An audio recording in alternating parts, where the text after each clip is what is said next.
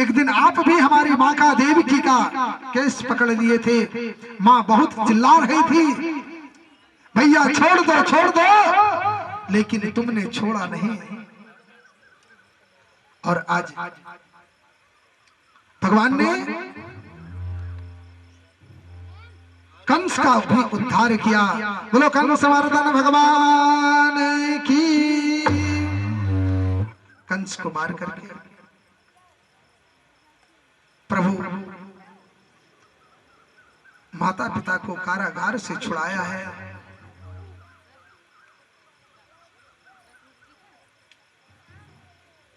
नाना उग्रसेन जी को भी कारागार से मुक्त किया है और पुनः लाकर के मथुरा के सिंहासन पर उसे विराजमान किया है।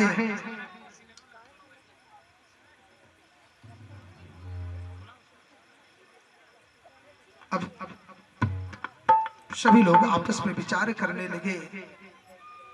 अब तक तो गैयन को चराते रहे, लेकिन शिक्षा दीक्षा हुआ नहीं है। तो भगवान को शिक्षा ग्रहण करने के लिए अवंतिकापुरी उज्जैनी नगरी में भेजा है, जहां पर संदीपनी मुनि जी महाराज विद्या अध्ययन करा रहे हैं। भगवान ने कुछ ही दिनों में अवंतिकापुरी में जाकर के समस्त विद्याओं का अध्ययन किया है। उद्धव जी को जब विद्या अध्ययन करके वापस आए हैं तो प्रभु बड़े उदास हैं। वसुदेव जी ने कहा, ए उद्धव तनिक देखो तो सही, तुम्हारा तो मित्र है, ये इतने उदास क्यों रहते हैं, क्या कारण है? मेरा लाला उदास क्यों है? उद्धव जी ने भगवान से पूछा।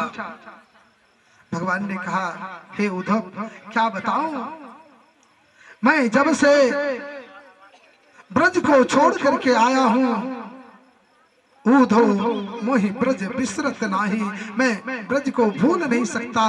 हंस सुता को सुंदर कलवर और जन की छाई, मैं ब्रज को बिसर नहीं पा रहा हूं। क्या बताऊं? उन्होंने कहा, देखो चिंता मत करो, मैं सबको वेदांत पढ़ा करके, मैं बृहस्पति जी का शिष्य हूं, मैं सबको वेदांत पढ़ा करके आता हूं, सबको वेदांत ज्ञान दे करके आता हूं कि जिसको तुम अपना मानते हो वह कोई किसी का नहीं है, वह सब एक मोह का बंधन है। और उद्धव जी ने बड़ा सुंदर गोपियों को उपदेश दिया है, लेकिन गोपियों ने कहा, हे उद्धव मैं तो नहीं जानता, निर्गुण ब्रह्म को मैं नहीं पहचान रहा हूं, लेकिन मैं तो देखा कि साक्षात वह केशव, वह कन्हैया मेरे घर में आकर के, आंगन में आकर के खेल रहे थे, मैं तो उसे ही परब्रह्म मानता हूं। इस प्रकार से बड़ा सुंदर उपदेश दिया। उद्धव जी का ज्ञान और वैराग्य मानो वहीं ढीला पड़ गया, भक्ति के रस में ओतप्रोत हो गए हैं। इधर अस्ति प्राप्ति यस्य मह्यतो भरतस्सव, मृते भरतरि दुःखेत इत्याया प्रतो गृहा। उधर कंस की पत्नी अस्ति और प्राप्ति जो है, अस्ति और प्राप्ति जब कंस को मारा गया, जरासंध के पास जाकर के अपने पिता से शिकायत किया है, और जरासंध ने 17 बार 17 बार जो है मथुरा पर चढ़ाई किया।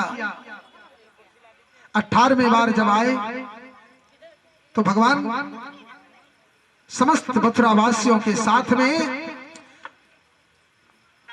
द्वारका को, मथुरा को छोड़कर द्वारका में बड़ा सुंदर स्वर्ण का निर्माण द्वारका किया है। सभी लोग रातों रात भागने का प्लानिंग बना लिया, मथुरा को छोड़ करके जाने लगे। बलराम जी ने कहा, लोग बदनामी करेंगे, मालूम है, कहेंगे कि देखो रन को छोड़ करके भाग गया। रन को छोड़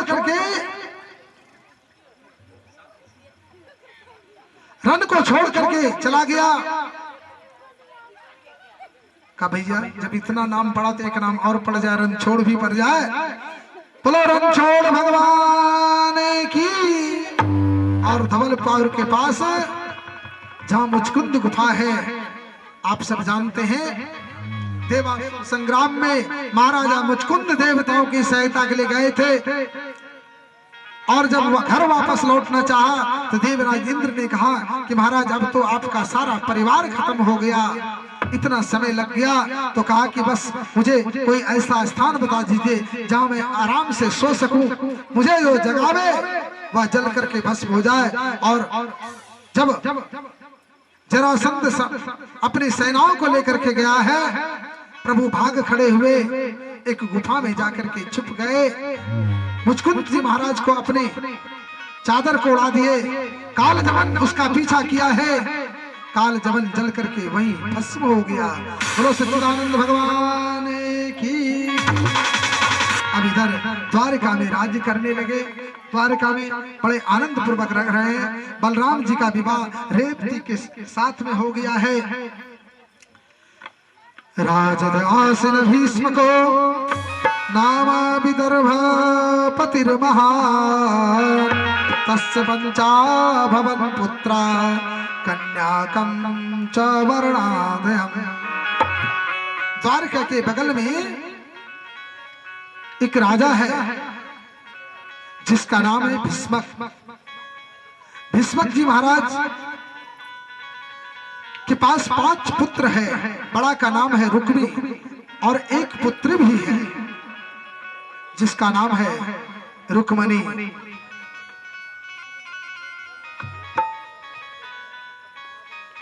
कुंडलपुर राज्य बड़ा सुंदर राज है और महाराजा भीष्मक भगवान के परम भक्त हैं।